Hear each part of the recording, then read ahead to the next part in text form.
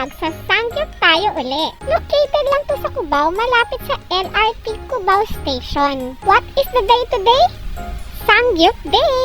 Meron silang 2 floors na open area for dine-in. At may alaga rin silang miming.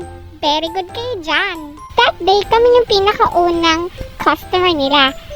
11:58 pa lang, nasa labas na kami ng gate nila, nakaabang. Mga galawan ng mukhang sangyup. Pero ayon sa kanilang Facebook post, parang nag-open na sila at 1 p.m. You can check their Facebook na lang. May mag-a-assist naman kagad na staff pagpasok nyo. I-explain nila yung rules and regulation ng restaurant and then papipiliin ka na kung anong i-avail mo. Tapos magbabayad ka na and then tatatakan ka na, paid ka na. Diba ang luwag and ang linis ng place nila? Ang in-avail namin is unlimited pork, 199, which is included lahat ng side dishes na makikita nyo sa buffet area nila or buffet table.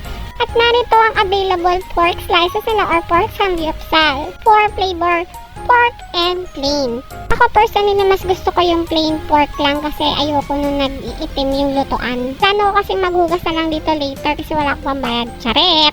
Tapos syempre included ang rice na hindi mawawala sa mga unli.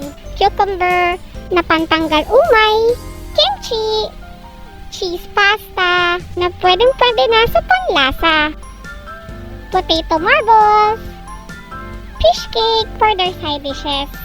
We also avail an unlimited cheese for 50 pesos at bibigyan ka nila ng lagayan ng cheese upon payment tapos sila na magsaserve ng cheese sa'yo. Hindi ko maalala kung kasama sa unlimited yung lettuce pero hindi kami naservan nun kasi hindi ko rin alam.